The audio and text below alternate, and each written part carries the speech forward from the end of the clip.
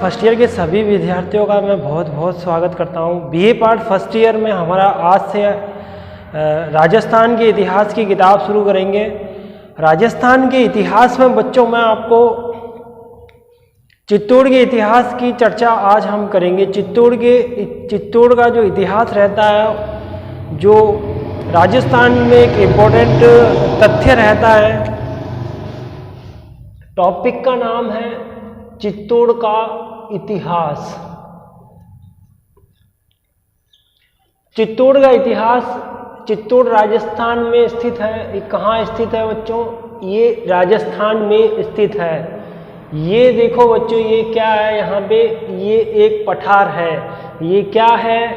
ये एक पठार है। क्या है? पठार है। और इस पठार का नाम क्या है? मेसा पठार। ये मेसा पठार है। मेसा पठार के ऊपर, इस मेसा पठार के ऊपर एक दुर्ग बना हुआ है। और ये दुर्ग कौन सा बना है? ये चित्तौड़ का दुर्ग बना है। कौन सा दुर्ग बना है बच्चों? इसको चित्तौड़ का दुर्ग कहते हैं। चित्तौड़ के दुर्ग में जो प्रवेश द्वार है, वो प्रवेश द्वार कितना है? 7 प्रवेश द्वार है। कितने प्रवेश द्वार है? 7 है। इस तरह से करके 1 द्वार है, 2 है, 3 है, 4 है, 5 है, 6 है और ये 7 है। चित्तौड़ में कितने प्रवेश द्वार है? 7 प्रवेश द्वार है। चित्तौड़ जो है, इसकी समुद्र तल से, इसकी क्या है? समुद्र तल। ये यहाँ क्या है? समुद्र तल। ये यहाँ क्या है? समुद्र तल। समुद्र तल से चित्तौड़ जो है वो कितना? 1850 फुट ऊंचाई पर स्थित है। कितना? अरे कितना है बच्चों? 1850 फुट ऊंचाई पर, 1850 फुट ऊंचाई पर स्थित है। ये 1850 फुट ऊंचाई पर कौन सा? चित्तौड़ का दुर्ग। ये किसका दुर्ग है? चित्तौड़ का दुर्ग। चित्तौड़ का दुर्ग जो है अपने आप में एक बहुत विशाल दुर्ग है। यहाँ चित्तौड़ के दुर्ग में 1850 फुट ऊंचाई पर स्थित है। और पहले नंबर मैंने आपको बताया मेसा का पठार। किस पठार पे है? मेसा का पठार। यहाँ चित्तौड़ का दुर्ग जो है वो कौन सी 2 नदियों के बीच में स्थित है? कौन सी 2 नदियों के बीच में स्थित है? तो देखो रे बच्चों, पहली नदी कौन सी है और दूसरी नदी कौन सी है? यहाँ पहली नदी कौन सी है? गंभीरी नदी। कौन सी नदी है? गंभीरी नदी है। और दूसरी नदी कौन सी है? बेड़च नदी। कौन सी नदी है बच्चों? बेड़च नदी। पहली नदी कौन सी है? गंभीरी नदी। दूसरी नदी कौन सी है? बेड़च नदी। बेड़च नदी और गंभीरी नदियों के बीच में स्थित चित्तौड़ का ये मेसा के पठार पर स्थित है। समुद्र तल से ये 1850 इसकी ऊंचाई है। यहाँ पे गेट कितना है? 1 2 3। अरे कितने हैं बच्चों? 1 2 3 4 5 6 7 दरवाजे हैं यहाँ पे। और ये ऊंचाई की तरफ ऊपर बढ़ता जाएगा। और यहाँ एक दुर्ग बना है, चित्तौड़ का दुर्ग कहते हैं। नदियाँ कितनी हो गई रे? गंभीरी नदी और बेड़च नदी, 2 नदियाँ हो गई बच्चों। कितनी नदियाँ हो गई? 2 नदियाँ हो गई। यहाँ हम ये टॉपिक क्या चल रहा है? चित्तौड़ का इतिहास। चित्तौड़ का राजा कौन है? चित्तौड़ का राजा कौन है? चित्तौड़ का राजा यहाँ देखो, रतन सिंह। चित्तौड़ के राजा का नाम क्या है? रतन सिंह। ठीक है, चित्तौड़ के राजा का नाम रतन सिंह है। यहाँ एक प्राचीर बनी हुई है बच्चों। क्या बनी है? प्राचीर। अब आप मुझसे ये पूछोगे विद्यार्थी मुझसे ये पूछ रहे हैं कि सर ये प्राचीर क्या होता है? अरे तो बच्चों, प्राचीर का मतलब होता है दीवार। प्राचीर का मतलब क्या होता है? दीवार। इतनी बड़ी दीवार है, इतनी बड़ी दीवार है कि उस दीवार पर कितने घोड़े एक साथ दौड़ सकते हैं? उस दीवार पर कितने घोड़े एक साथ दौड़ सकते हैं? 4 घुड़सवार। कितने? 4 घुड़सवार। 4 घुड़सवार। एक दीवार बनी है बच्चों, एक दीवार है। और दीवार पर इतनी जो है मोटाई में लंबाई और उसकी मोटाई इतनी है कि उस पर 4 घुड़सवार एक साथ उस पर दौड़ सकते हैं। वो कौन सा दुर्ग है? वो चित्तौड़ का दुर्ग है। चित्तौड़ के दुर्ग का पृष्ठभूमि हम देख रहे हैं कि चित्तौड़ के दुर्ग की भौगोलिक दृष्टि से चित्तौड़ का दुर्ग ऐसा हमको दिखता है। कैसा हमको दिखता है? इस टाइप से जो मैंने आपको दिखाया, ऐसा हमको दिखता है। यहाँ जो आप देख रहे हो ये इस टाइप से ये तथ्य जो दिए मैंने, राजस्थान में चित्तौड़ एक जगह है, जयपुर से अजमेर, अजमेर से उदयपुर हमको जाना पड़ता है। और उदयपुर के आगे कौन सी जगह आती है? चित्तौड़। कभी आप 10वीं 11वीं या 12वीं क्लास के अंदर जब स्कूल का एजुकेशन टूर रहा होगा और एजुकेशन टूर में आपके जो इतिहास के अध्यापक रहे होंगे या सामाजिक विज्ञान के जो अध्यापक रहे होंगे वो जरूर आपको कहीं चित्तौड़ आप घूमने गए होंगे तो वहाँ आपने देखा होगा काली माता का मंदिर देखा होगा, वहाँ आपने विजय स्तंभ देखा होगा।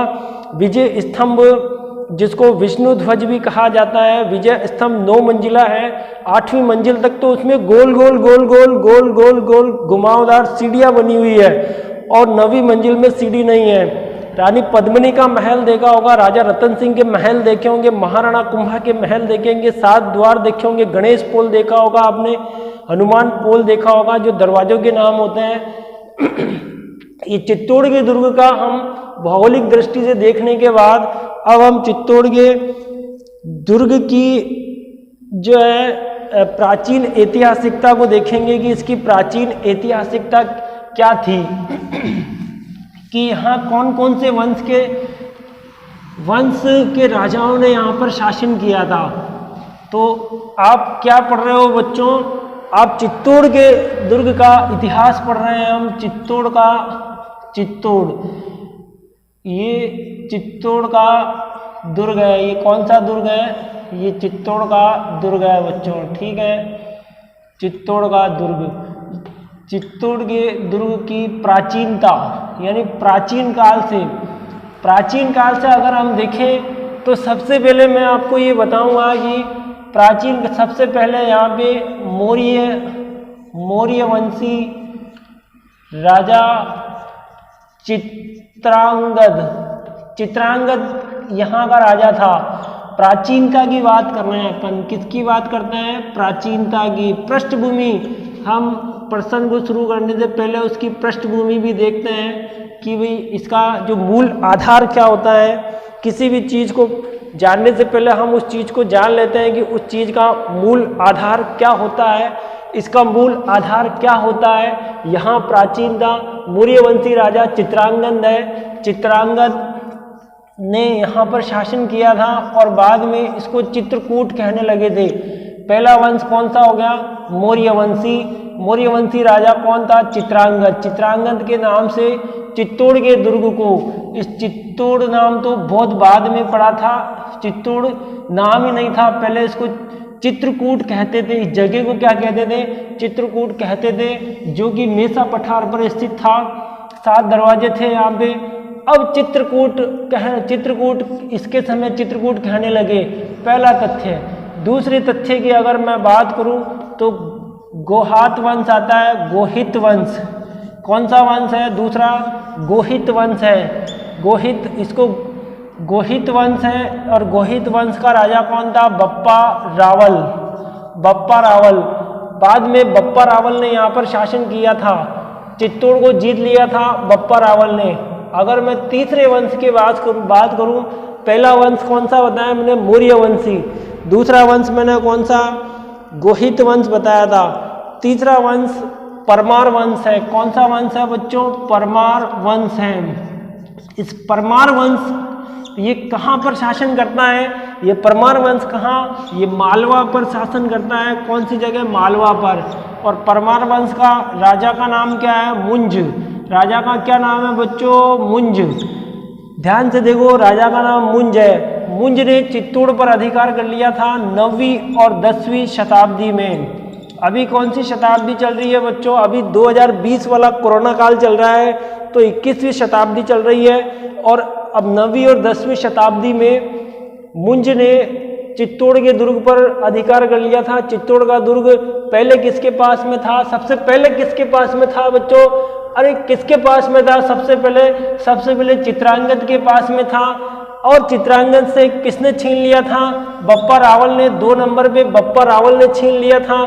3 नंबर पे चित्तौड़ के दुर्ग को किसने छीन लिया था? मुंज ने छीन लिया था 3 नंबर पे। अब चित्तौड़ का दुर्ग किसके पास में है? 9वीं और 10वीं शताब्दी में मुंज के पास में था। अगर हम तथ्य की बात करें, मुंज से किसने छीन लिया था? तो मुंज से फिर एक गुजरात का 4 नंबर पे आता है गुजरात का नाम सुने हो बच्चों? ये सूती कपड़ों के लिए फेमस माना जाता है गुजरात। गुजरात का इतिहास सभी लोग सब बच्चे अच्छे से जानते हैं कि जितने भी सूती कपड़े जो है वो गुजरात से आते हैं। गुजरात सूती वस्त्रों का एक केंद्र माना जाता है। भौगोलिक दृष्टि से भी गुजरात का, ऐतिहासिक और भौगोलिक दृष्टि से भी गुजरात का बहुत अत्यधिक महत्व है। गुजरात के अंदर ही जैनियों के मंदिर बने हुए हैं बच्चों। किसके? जैनियों के मंदिर बने हुए हैं। और जैनियों का जो आदिनाथ का मंदिर है वो गुजरात में बना हुआ है। माउंट आबू का नाम सुने हो? माउंट आबू में जैनियों के मंदिर, आदिनाथ का और महावीर स्वामी का मंदिर बने हुए हैं। पाली के अंदर, पाली राजस्थान के पाली का नाम भी सुना होगा। तो गुजरात में कौन सा वंश था? 4 नंबर पे देखो, सोलंकी वंश। ये कौन सा वंश है? ये सोलंकी वंश है। ये कौन सा वंश है? ये सोलंकी वंश है। सोलंकी वंश का राजा कौन है? जय सिंह सिद्धराज है। जय सिंह सिद्धराज है। कौन सा राज है ये? जय सिंह सिद्धराज है। जय सिंह सिद्धराज ने चित्तौड़ के दुर्ग पर अधिकार कर लिया था। अब गुजरात के राजाओं का चित्तौड़ पर अधिकार हो गया था। 4 नंबर पे हमने जय सिंह सिद्धराज की बात की थी। अब जय सिंह सिद्धराज के बाद आता है गोहित वंश। 5वें नंबर पे वापस क्या आएगा? गोहित वंश। और गोहित वंश के कौन? सामंत सिंह ने चित्तौड़ पर वापस अपना अधिकार जमाया। किसने? सामंत सिंह ने। 5 नंबर पे क्या आएगा? सामंत सिंह आएगा। सामंत सिंह के बाद में रावल वंश का कौन है? रावल वंश। यहाँ दिख रहा ना आपको? रावल वंश। ये रावल वंश है। रावल वंश का अंतिम कौन बच्चों? अंतिम शासक। अंतिम शासक का नाम क्या है? रतन सिंह। जो आज हम पढ़ते हैं कि भाई चित्तौड़ का जो राजा था वो कौन है? रतन सिंह है। चित्तौड़ की रानी कौन है? कौन है? कौन है? पद्मावती। पद्मावती का नाम सब लोग अच्छे से, सभी बच्चे जानते हैं। रानी पद्मावती का इतिहास, चित्तौड़ के इतिहास को भी सभी अच्छे से जानते हैं। पद्मावती। यहाँ एक बार वापस रिपीट करता हूँ बच्चों, देखो इधर। सबसे पहले चित्तौड़ की प्राचीनता को हम देख रहे हैं। पहले नंबर पे कौन है? चित्रांगद। पहले सबसे पहला कौन आया रे बच्चों? कौन है? चित्रांगद। पहले नंबर का चित्रांगद। सबसे पहले कौन आया? चित्रांगद। चित्रांगद से ये दुर्ग छीन लिया था किसने? बप्पा रावल ने। बप्पा रावल से ये दुर्ग छीन लिया था किसने? मुंज ने। मुंज से ये दुर्ग छीन लिया किसने? जय सिंह सिद्धराज ने। जय सिंह सिद्धराज के बाद ही कौन आ गया? सामंत सिंह आ गया। सामंत सिंह के बाद में कौन आ गया? रतन सिंह आ गया। यहाँ रतन सिंह के पिताजी का नाम क्या है? समर सिंह। क्या नाम है बच्चों? समर सिंह। समर सिंह नाम है। क्या नाम है? समर सिंह। समर सिंह आ गए। समर सिंह के बेटे कौन है? रतन सिंह। और रतन सिंह की पत्नी का नाम क्या है? पद्मावती। तो ये जो कहानी है, ये कहानी किसकी है? चित्तौड़ के इतिहास की कहानी है। चित्तौड़ की पृष्ठभूमि है कि पहला राजा कौन था, दूसरा नंबर का कौन है, तीसरे नंबर का कौन है। और ये पहला नंबर का ये टिक किया मैंने, दूसरे नंबर का ये टिक किया, तीसरे नंबर का ये 3 लिखा हुआ है, ये टिक किया। 4 नंबर पे ये 4 लिखा है, ये मैंने जय सिंह सिद्धराज को टिक किया। ये गोहित वंश का 5 नंबर है, ये 5 नंबर में मैंने सामंत सिंह को टिक किया। और 6 नंबर पे कौन आ जाते हैं आपके? समर सिंह के बेटे कौन आते रहे? समर सिंह के बेटे रतन सिंह आ जाते हैं। तो ये इस तरह से ये पृष्ठभूमि है चित्तौड़ के इतिहास की। अब हम रतन सिंह का इतिहास पढ़ेंगे। हम किसका इतिहास पढ़ेंगे बच्चों? हम रतन सिंह का इतिहास पढ़ेंगे और पद्मनी का इतिहास पढ़ेंगे कि रानी पद्मनी और राजा रतन सिंह का जो शासनकाल था, कि रानी पद्मनी किस तरह से योजना बनाती है और किस तरह से रानी पद्मनी का बलिदान होता है। तो यहाँ रतन सिंह सबसे पहले कौन है? ये कौन है रे? रतन सिंह है बच्चों, रतन सिंह है ये। रतन सिंह का 1301 में इनका शासन शुरू होता है और 1303 में इनका शासन समाप्त हो जाता है। तो 1301, 2, 3, 1301 में शुरू किया, 2, 3 और 1, लगभग 3 साल तक ये शासन करता है। 3 इयर्स ही लगभग ये शासन करता है यहाँ पे। और बाद में 1303 के अंदर यहाँ चित्तौड़ में एक जबरदस्त युद्ध होता है और उस युद्ध के अंदर ये अपने आप को बलिदान कर देंगे। अब ये पूरी कहानी किस तरह से शुरू होती है? कहानी कुछ इस तरह से शुरू होती है बच्चों कि राजा रतन सिंह का जो शत्रुता होती है, इसके राजा रतन सिंह के शत्रु कौन है, शत्रु कौन है। और इस समय राजा रतन सिंह तो कहाँ के हैं, राजपूताना। ये राजपूताना किसको कहते हैं बच्चों, राजपूताना राजस्थान को कहते हैं। अरे राजपूताना किसको कहते हैं, राजस्थान को कहते हैं। राजस्थान का ये राजपूताना प्राचीन नाम था राजपूताना। राजपूताना के रतन सिंह थे। और इसी राजपूताना के समय हम अगर भारत के अंदर आते हैं तो भारत की राजधानी कौन सी है, दिल्ली। भारत की राजधानी कौन सी है, दिल्ली। राजस्थान की राजधानी कौन सी है बच्चों, जयपुर। राजस्थान की राजधानी कौन सी है, जयपुर। और भारत की राजधानी कौन सी है, दिल्ली। तो दिल्ली का सम्राट कौन था इस समय, दिल्ली का सम्राट कौन था, औरंगजेब। कौन है बच्चों, औरंगजेब। ये औरंगजेब अलाउद्दीन खिलजी। कौन है, अलाउद्दीन खिलजी। अलाउद्दीन खिलजी ये खिलजी वंश का था। अलाउद्दीन खिलजी कौन से वंश का था, ये खिलजी वंश का था, खिलजी वंश। ठीक है।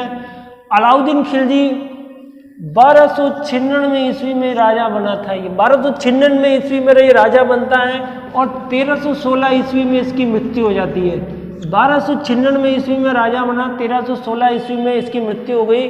अलाउद्दीन खिलजी और रतन सिंह एक दूसरे के क्या थे रे बच्चों, एक दूसरे के बहुत ज़्यादा शत्रु थे। ये एक दूसरे के शत्रु थे और इतने खतरनाक शत्रु थे।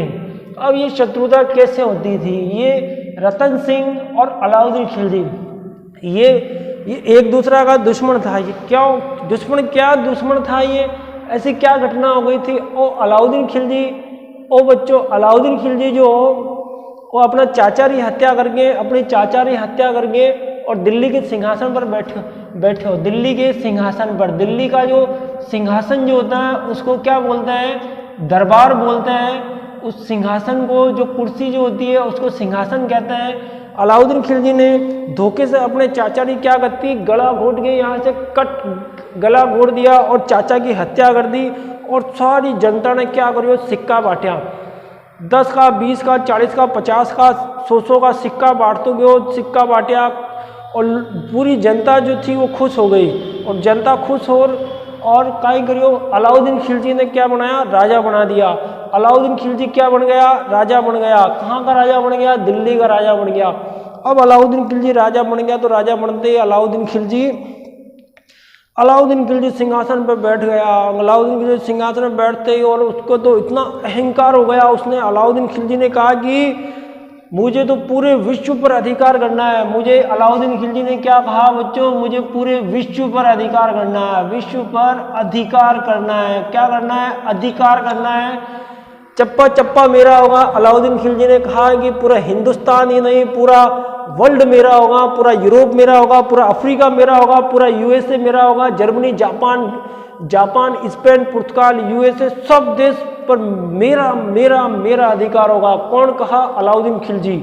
अब बच्चों अलाउद्दीन खिलजी तो अहंकार से भरा है। किससे भरा है, अहंकार। इसके दरबार का, अलाउद्दीन खिलजी के दरबार का, जहाँ सिंहासन लगता था, जहाँ राज दरबार लगता था, उस राज दरबार का एक मंत्री सलाहकार था, उस सलाहकार ने ये कहा, अलाउद्दीन खिलजी को ये कहा कि तुम पहले ऐसा करोगे, पूरे हिंदुस्तान को, हिंदुस्तान नहीं कहते थे पहले, इसको भारत ही कहते थे। पहले क्या कहते थे बच्चों, भारत कहते थे। कि पहले इस पूरे भारत को विजय करो, पहले इस पूरे भारत को क्या करो, विजय करो। तो अलाउद्दीन खिलजी ने योजना बनाई थी कि पहले मैं उत्तर भारत को जीतूंगा, पहले मैं क्या करूंगा, उत्तर भारत पर विजय करूंगा, उत्तर भारत की विजय करूंगा, और फिर मैं दक्षिण भारत की विजय करूंगा। किसने कहा, अलाउद्दीन खिलजी ने। अब अलाउद्दीन खिलजी ने जो है उत्तर भारत पर अभियान किया और उत्तर भारत की तरफ राजपूताना आता था। उत्तर भारत की तरफ क्या आता था बच्चों, राजपूताना आता था।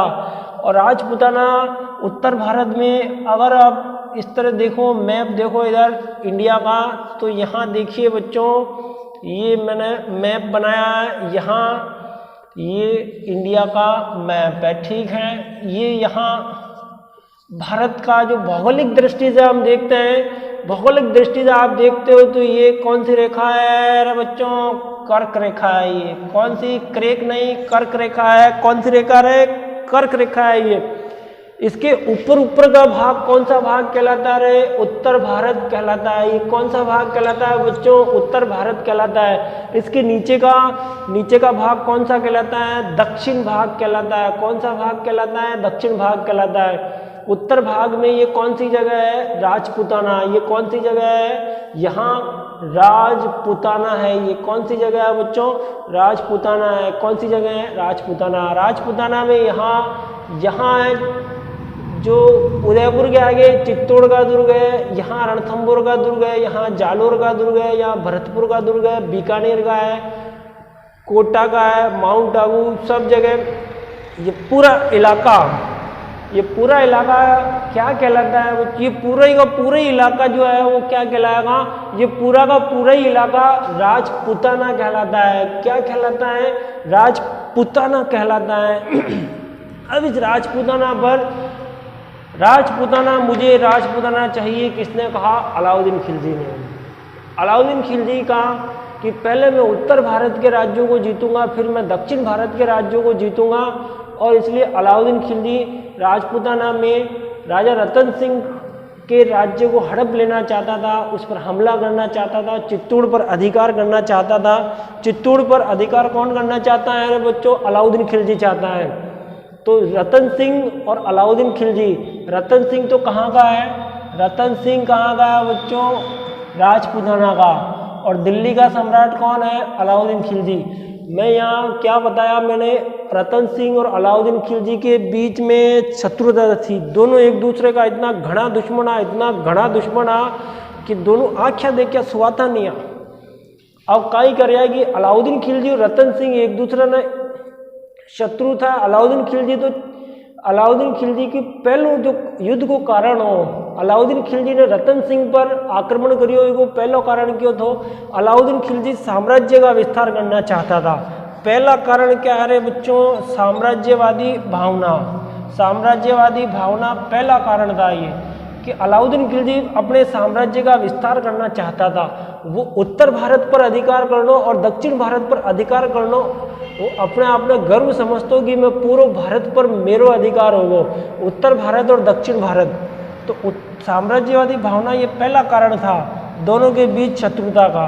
दूसरा कारण क्या था, महत्वाकांक्षी का मतलब कहीं हुआ बच्चों, महत्वाकांक्षी का मतलब होता है इच्छा होती है कि मुझे तो पूरा राजपूताना चाहिए, मुझे पूरा दक्षिण भारत चाहिए। जो इच्छाएं जो जागृत होती है, वो इच्छाएं इतनी होती है कि वो चीज़ मैं तो लेकर ही रहूँगा, तो ये महत्वाकांक्षी था। अगर मैं तीसरे नंबर की बात करूँ तो कुछ इतिहासकार यह कहवे है कि दक्षिण भारत, इस तरह से कहते हैं कि कहते हैं कि अलाउद्दीन खिलजी रानी पद्मिनी को प्राप्त करना चाहता था। रानी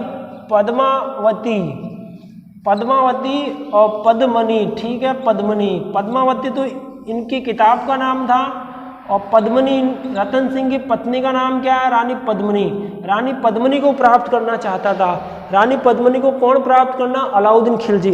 कुछ इतिहासकार जो किताबें लिखी, बड़ी बड़ी किताबें लिखी, और वो इतिहासकार क्या कहते हैं, वो कहते हैं कि अलाउद्दीन खिलजी जो वो रानी पद्मनी को प्राप्त करना चाहता था। रानी पद्मनी को प्राप्त करने के लिए उसने हमला किया था, कहाँ पे, चित्तौड़ के दुर्ग पर हमला किया था। चित्तौड़ के दुर्ग का राजा कौन है, रतन सिंह है यहाँ पे। तीसरा कारण यो था। चौथा कारण क्या है, तो चौथा कारण अलाउद्दीन खिलजी ने हमला किया था चित्तौड़ पर। उसका चौथा कारण क्या है, चौथा कारण है कि चित्तौड़ जो था उसका अपने आप में एक सामरिक महत्व हो बच्चों के हो बच्चों, सामरिक महत्व हो। एक सामरिक महत्व का मतलब होता है कि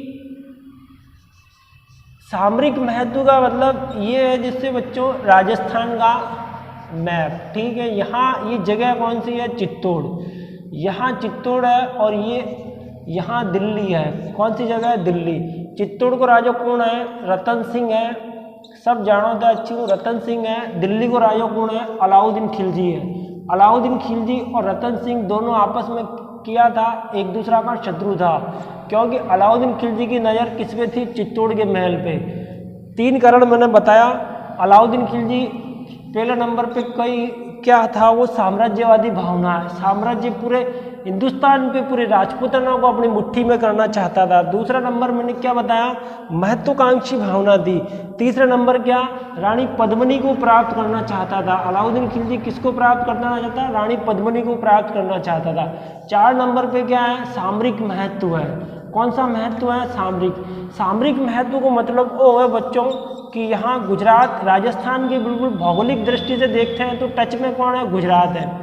तो यहाँ दिल्ली से अगर कोई सेना गुजरात में जाएगी, दिल्ली से कोई सेना अगर देखो यहाँ दिल्ली से जो सेना है खिलजी वंश की, अलाउद्दीन खिलजी ने अपनी एक सेना भेजी तो वो चित्तौड़ में आई, यहाँ राजस्थान में एंट्री होगी। यहाँ पे एंट्री होने के बाद यहाँ रणथंभौर है सवाई माधोपुर में, इधर आपके जालोर है, इधर दिशा कौन सी होगी? उत्तर दक्षिण पूरब पश्चिम, यानी पश्चिम और दक्षिण के जो इधर सिरोही के पास में जालोर है। तो ये सेना घूमते घूमते घूमते गुजरात में प्रवेश करेगी तो चित्तौड़ सेना को प्रवेश करना पड़ेगा। यहाँ तक ये चौकियाँ बनी हुई है, यहाँ क्या बनी है? जगह जगह चौकियाँ बनी हुई है। तो राजपूताना में जब सेना जब एंट्री होती है तो ये चौकी वाले चौकीदार क्या होंगे? इनसे टैक्स लेते हैं। जैसे अपन कहीं घूमने जाते हैं माउंट आबू, तो माउंट आबू जाएंगे तो हमको टिकट लेना पड़ेगा, हमको एंट्री माउंट आबू के अंदर एंट्री करने के लिए हमको टिकट लेना पड़ता है, और टिकट हम देंगे उनको 500 रुपये दिए तभी हमारी गाड़ी अंदर एंटर होती है तीर्थ स्थलों पर। तीर्थ स्थलों पर जहाँ भी आमेर, जयपुर को आमेर महल आपने देखे होगा, जयपुर के आमेर महल में अगर आप अंदर का महल देखा आप तो टिकट लेना पड़ा अपने। तो यहाँ देखो बच्चों, यहाँ अलाउद्दीन खिलजी है, यहाँ अलाउद्दीन खिलजी ने 4 कारण बताया, पहला कारण, दूसरा, तीसरा, चौथा।